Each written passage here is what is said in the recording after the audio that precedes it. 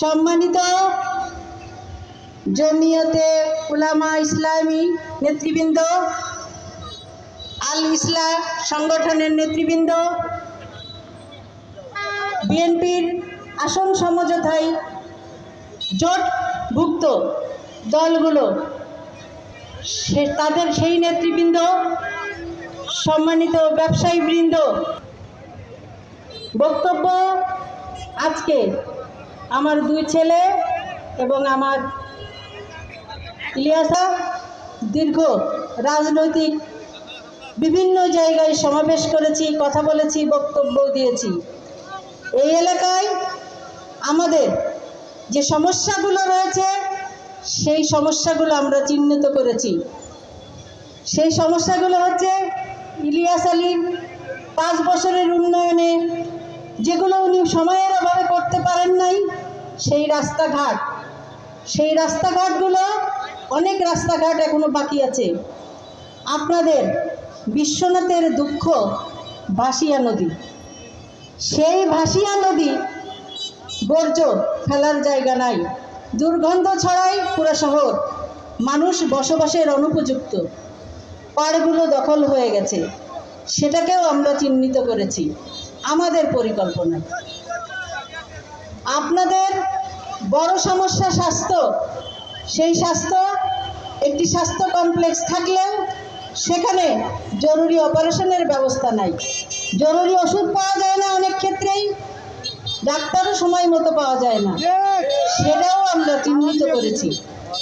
আপনাদের আরও অনেক সমস্যা, সেই সমস্যাগুলো আমরা চিহ্নিত করেছি। ইনশাল্লাহ আপনাদের ভোটের মাধ্যমে আপনারা যদি বিএনপিকে বিজয়ী করেন, ধানের শীষ বিজয়ী করেন এবং এই অঞ্চলে আমাকে বিজয়ী করেন, ইনশাল্লাহ সেই সব সমস্যাগুলো অবশ্যই সমাধানের চেষ্টা করব সর্বাত্মকভাবে, ইনশাল্লাহ। আপনারা দেখেছেন আমাদের দেশনায়ক তারেক রহমান বাংলাদেশের সকল মানুষ, ধর্ম এবং বিভিন্ন পেশা ও শ্রেণীর মানুষের জন্য 31 দফার যে পরিকল্পনা গ্রহণ করেছেন, সেই পরিকল্পনায় আমাদের মা বোনদের জন্য, বিশেষ করে অসহায় মা বোনদের জন্য ফ্যামিলি কার্ডের ব্যবস্থা করেছেন।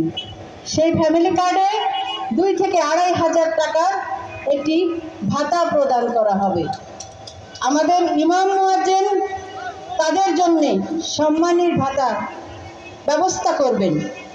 আমাদের যে কৃষক, যারা কৃষিকাজ করে অধিকাংশ, সেই কৃষকদের জন্যে কৃষি কার্ডের ব্যবস্থা করেছেন। যুবকদের জন্য প্রশিক্ষণের ব্যবস্থা করেছেন।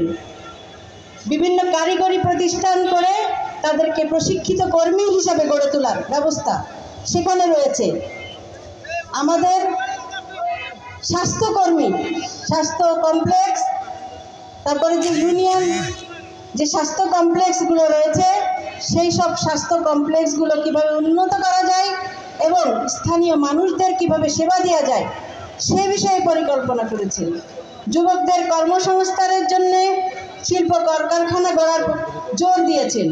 সেই সব পরিকল্পনা, আরও অনেক পরিকল্পনা, সেই সব পরিকল্পনা যদি আপনাদের ভোটে, আপনাদের সমর্থনে, আপনাদের প্রচেষ্টায় ধানের শীষ বিজয়ী হয়, বাংলাদেশ জাতীয়তাবাদী দল বিএনপি সরকার গঠন করে, দেশনায়ক তারেক রহমান প্রধানমন্ত্রী হন, ইনশাআল্লাহ সেই পরিকল্পনা বাস্তবায়ন হবে এবং এই অঞ্চলে আমি আপনাদের প্রতিনিধি হিসাবে, সরকারের প্রতিনিধি হিসাবে সেই পরিকল্পনা বাস্তবায়নে অংশ নেব, ইনশাআল্লাহ। বিএনপির সভাপতি আমাদের শ্রদ্ধেয় বড় ভাই মরহুম মুজাহিদ আলী ভাইকে, ওনার আত্মার মাগফিরাত কামনা করি। বিগত গণতান্ত্রিক আন্দোলনে যারা নিহত হয়েছেন, জুলাই আন্দোলনে যারা আহত হয়েছেন, নিহত হয়েছেন, সবার প্রতি মাগফিরাত কামনা করি এবং সমবেদনা জ্ঞাপন করি। যারা ইলিয়াস আলী গুমে শহীদ হয়েছেন, তাদের প্রতিও তাদের আত্মার মাগফিরাত কামনা করি।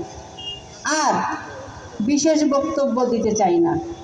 আমরা ইতিমধ্যে একটি দুঃসংবাদ শুনেছি, সে কারণে আমাদের আসলে বক্তব্য দেওয়ার মতো অবস্থা না, যেহেতু মিটিংটা পূর্ব নির্ধারিত ছিল, সে কারণে মিটিংটা আমাদেরকে চালিয়ে নিতে হয়েছে। তবে আমি অবশ্যই বক্তব্য সংক্ষেপ করব। ইলিয়াস আলী গুমের পর আমি যখন এই অঞ্চলে তার জায়গায় রাজনীতিতে এসেছি, আমি কখনোই চাই নাই ইলিয়াস আলীকে পেছনে ফেলে এগিয়ে যেতে। আমি চেয়েছি ইলিয়াস আলীকে সামনে নিয়ে আপনাদের সাথে এগিয়ে যেতে। আমি কখনো এমপি হওয়ার জন্য রাজনীতি করিনি। যদি চাইতাম তাহলে ইলিয়াস আলী যখন ছিলেন উনি অনেক মানুষকে এমপি করেছিলেন, মহিলা এমপি করেছিলেন, আমিও হতে পারতাম, কিন্তু হইনি।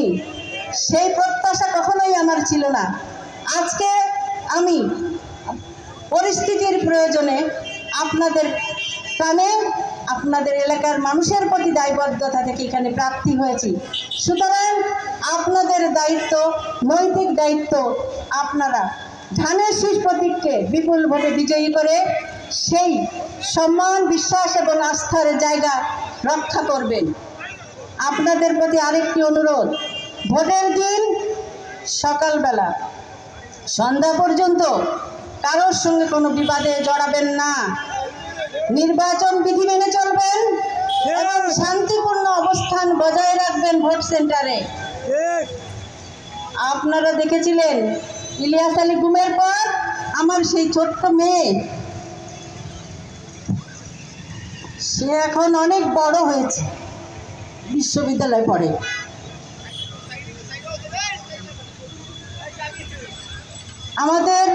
আমার শাশুড়ি এখনো বিশ্বাস করে না, বিশ্বাস করতে চায় না, মানতে চায় না তার ছেলে গুম কেন।